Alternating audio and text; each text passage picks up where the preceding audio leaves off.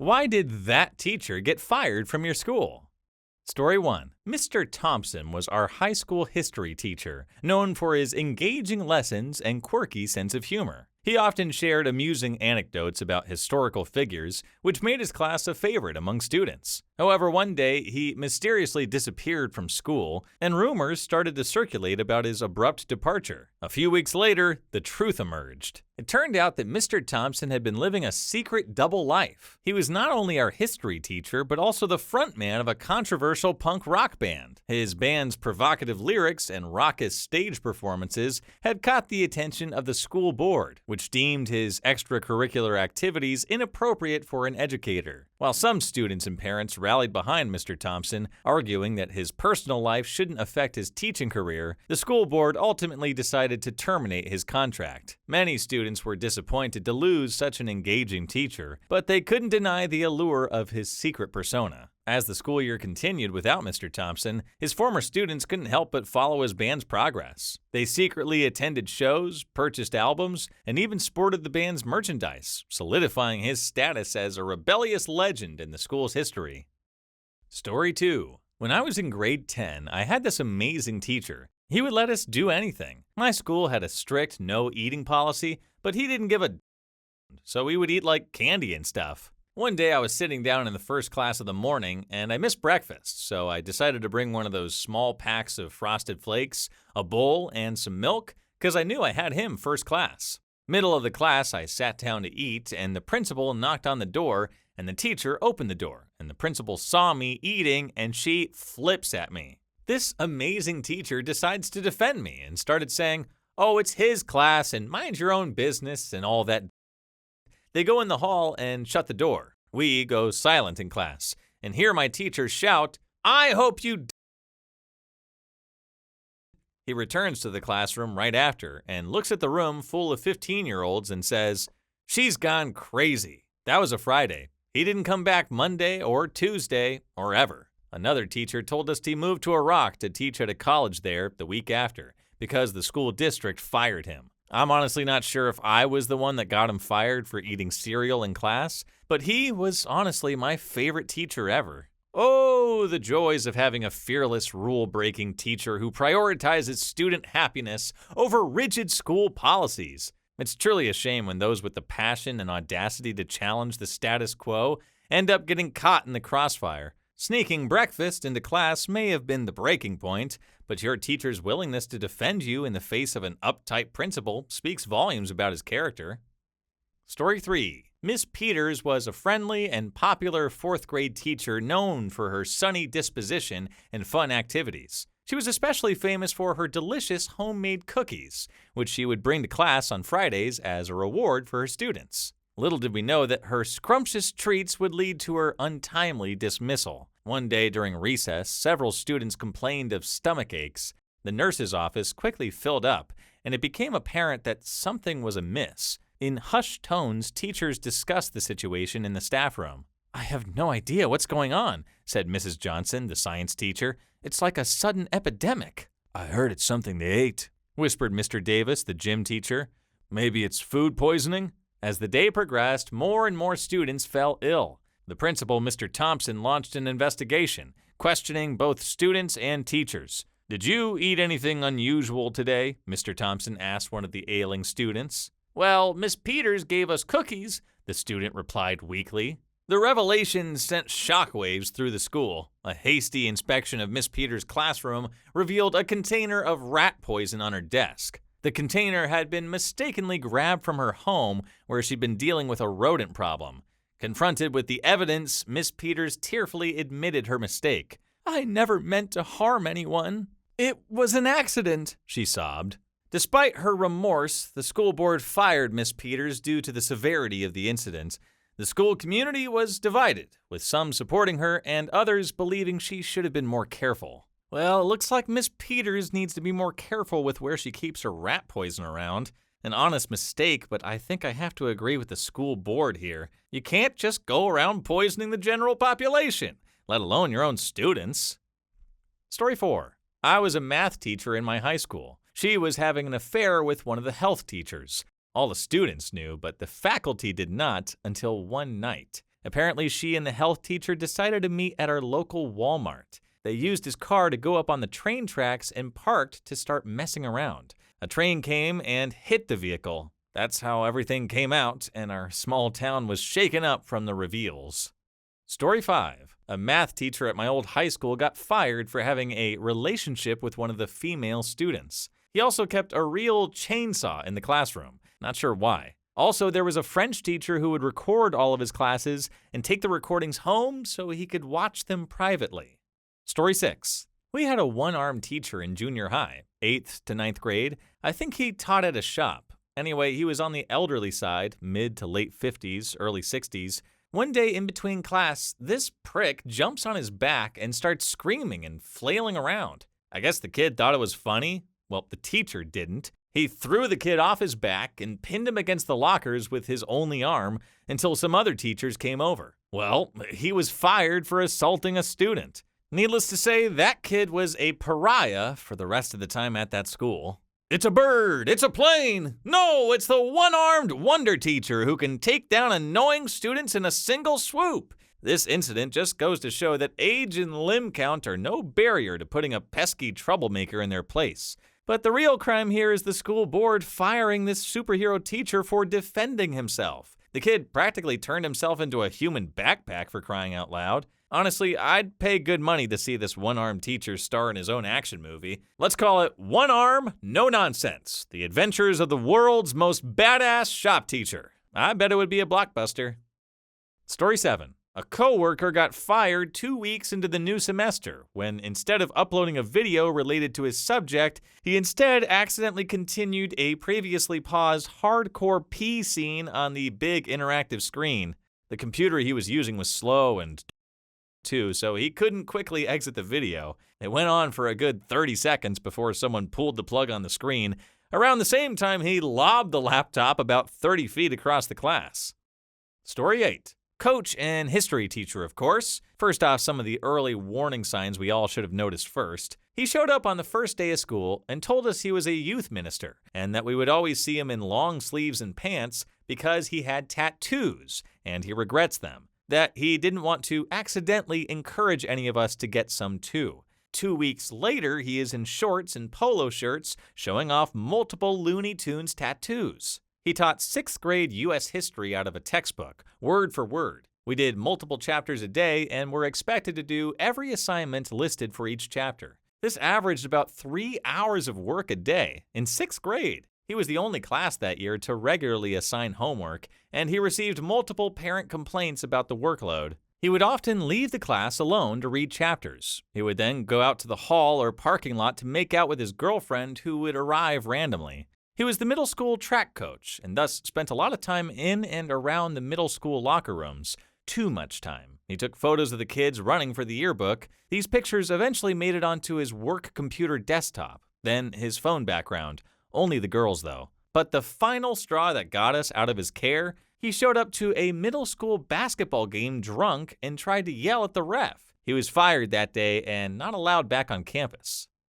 Story 9. Our beloved teacher, Mr. Mon, had worked there for 29 years without incident and was one of the best teachers there. He was the best roaster and encouraged us to roast him properly. He never failed to get us motivated, and a lot of us owe our career inspiration from him. He was fired because he had jokingly smacked a student on the back of his head for making a stupid comment. It was like something out of a sitcom, and all of us expected it and loved it. Yet one student who was new at the school was culture shocked by this. He thought it was strange but hilarious. He told his mom offhandedly, and his mom became Karen. Never mind that the student was the teacher's godson. No physical contact was allowed, says Karen. He was suspended with pay for 3 months pending investigation, then was let go because Karen twisted the story and it blew up around the school. A year later, teacher won both the lawsuit against the school and libel case against Karen, with her son being one of the key witnesses. We still keep in contact and roast him for getting rich over smacking kids around. Ah, the classic tale of a beloved teacher whose playful antics become the target of a misguided caring crusade. Mr. Mon's classroom sounds like a comedy club that turns out educated adults instead of broken dreams and one-liners. It's a shame that one light-hearted smack led to the rise of Karenzilla, hell-bent on destroying the good vibes and educational utopia. But hey, at least Mr. Mon got the last laugh by winning the lawsuits and getting a pretty penny in the process. I bet the story of how he became rich by smacking kids around has become a legendary roast in itself. Story 10. Our school librarian, Mr. Walker, was an enigmatic figure. Tall and gaunt, he would glide silently through the dimly lit library, casting shadows on the towering bookshelves. The students rarely saw him speak, and he seemed to be everywhere and nowhere at once, always watching. One day during a free period, I decided to explore the library's hidden corners. Venturing to the back, I discovered an unmarked door. Driven by curiosity, I opened it and found a narrow staircase leading down into darkness. I hesitated for a moment before taking a deep breath and descending. The air grew colder and mustier as I went deeper. At the bottom, I found a small room filled with shelves of dusty, leather-bound books. As I browsed the titles, I noticed that they all seemed to be about the occult, dark magic, and ancient rituals. Shivering, I realized that I was in a secret, forbidden section of the library. Suddenly, I heard footsteps on the stairs. I panicked, knowing I shouldn't be there, and hid behind a nearby bookshelf. Mr. Walker appeared, his eyes scanning the room. He carefully selected a book and began to mutter strange incantations. As he spoke, I felt the temperature drop even further, and a palpable darkness filled the room. I couldn't take it anymore. I bolted from my hiding spot and raced up the stairs. Not looking back, Mr. Walker's chilling gaze followed me as I fled the library, my heart pounding. The next day, Mr. Walker was gone. No explanation was given, and a new librarian took his place. The unmarked door had vanished, and no one else seemed to remember the strange, shadowy man who once haunted our school library. I'll never forget the chilling secrets I discovered that day, and the eerie librarian who held the key to them.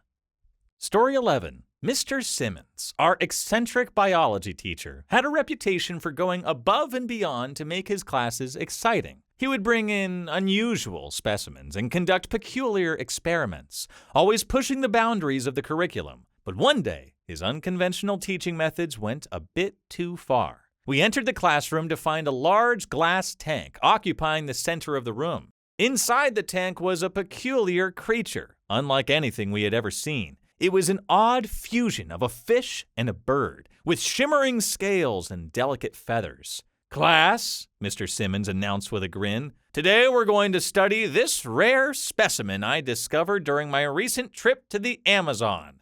I call it the featherfin." Our curiosity piqued. We gathered around the tank, marveling at the bizarre creature. My friend Jake turned to me, eyebrows raised. "Is this for real? It looks like something out of a sci-fi movie." "Yeah, I know," I replied, equally puzzled. "But it's Mr. Simmons, so who knows?" As Mr. Simmons began his lecture, the featherfin swam gracefully through the water, occasionally emitting a high-pitched chirp. But soon it began to behave erratically, thrashing about in the tank. Mr. Simmons' excitement quickly turned to concern.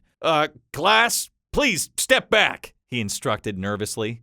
"I'm not sure what's happening." The creature's thrashing intensified, and before we knew it, the glass tank shattered, sending shards and water everywhere. Amidst the chaos, the featherfin flopped helplessly on the floor. The school administration was not amused by the incident. They questioned Mr. Simmons about the creature's origin and how he managed to bring it into the country. He claimed it was all in the name of education, but the school board disagreed. Despite the bizarre nature of the lesson, Mr. Simmons wasn't fired, but faced a stern reprimand and a temporary suspension. Whoa, looks like Mr. Simmons was on a mission to prove that biology class doesn't have to be a snooze fest. Who needs a boring lecture on cell division when you can have a live demonstration of a mythical featherfin? I mean, if the Hogwarts School of Witchcraft and Wizardry had a biology department, Mr. Simmons would be their star professor. Sure, things got a little out of hand with the whole tank-shattering, creature-thrashing fiasco, but isn't that what learning is all about? Pushing boundaries, exploring the unknown,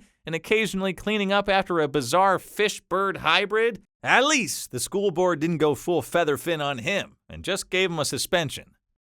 Story 12. My AP Chem teacher had an affair with the principal. Principal got fired too. I felt bad for her. They didn't do anything on school property, and it didn't impact her performance in the classroom. Also, the school wasn't able to find a qualified teacher to replace her halfway through the year, so we were all screwed come test time at the end of the year. Not one of us passed that AP test. Story 13. Art teacher was out one day, and his class was being taught by a sub. It happened to be a day when the students were working on their computer art projects, so all the sub had to do was supervise the work. One student needed to save his work and was missing a disk. This was in the days of 3.5-inch floppies. He found one just laying around and asked the sub if he could use it. Sub agreed. Student plugged it into the computer. They found out it was the disk where the regular teacher was keeping his pea stash. The teacher was fired when he came back the next day. Story 14. The headmaster and chemistry teacher got caught during the summer holidays. Some people were in for a revision day, and they heard moaning coming from the headmaster's office. The video basically went viral. They were both married to different people. Both were promptly fired and single now, I presume. Story 15. Our school had a long-standing tradition of showcasing student artwork in the main hallway. Paintings and sculptures of various styles and themes adorned the walls, inspiring creativity and pride among students. However, one day, a peculiar painting appeared that would change everything. The painting depicted an eerie, moonlit forest with a shadowy figure standing at its edge. There was something inexplicably unnerving about the artwork, and it drew the attention of students and teachers alike. Whispered conversations filled the halls. "Who made this?" asked Sarah, one of my classmates. "It's so creepy, I don't know," replied Mark, another student, "but I can't stop staring at it." Rumors began to circulate about the painting's origins. Some claimed it was the work of a troubled student who had mysteriously disappeared. Others insisted it was haunted, a cursed object that brought misfortune to whoever gazed upon it. The strange events began shortly after the painting's arrival. Students reported feeling watched as they walked past it, while others claimed to see the shadowy figure move within the canvas. Teachers dismissed these stories as mere superstition, but the unease continued to grow. Finally, one night, the school's security cameras captured something that couldn't be ignored. The footage revealed the painting falling from the wall and shattering a nearby trophy case. No one was near the scene, and there was no explanation for the sudden chaos. The principal, fearing for the students' safety and unable to rationalize the bizarre occurrences, decided to remove the painting from the school. It was locked away in the school's storage room, never to be seen again. As time passed, the strange events surrounding the painting faded from memory. But for those who had witnessed the unsettling power of the mysterious artwork, the enigma of the shadowy figure and the unnerving forest would forever remain an unsolved riddle. Ah, the old haunted painting plot twist. Because what's a school without a little bit of paranormal flair to spice up the mundane? You'd think a school for the arts would be better prepared for the occasional ghostly masterpiece, but alas, even art teachers have their limits. It's funny how quickly the school jumped from, "It's just superstition," to "burn it with fire," or at least lock it in storage. It's like a Scooby-Doo episode where the mystery gets solved, except there's no meddling kids or mask reveal in the end. All jokes aside, though, you've got to admire the skill of the artist who managed to create a piece so captivating that it had an entire school shook. Picasso who? Ha ha ha. Please leave your story down below in the comments. I would absolutely love to make a video about them in the future. And also don't forget to like and subscribe. And until next time, peace.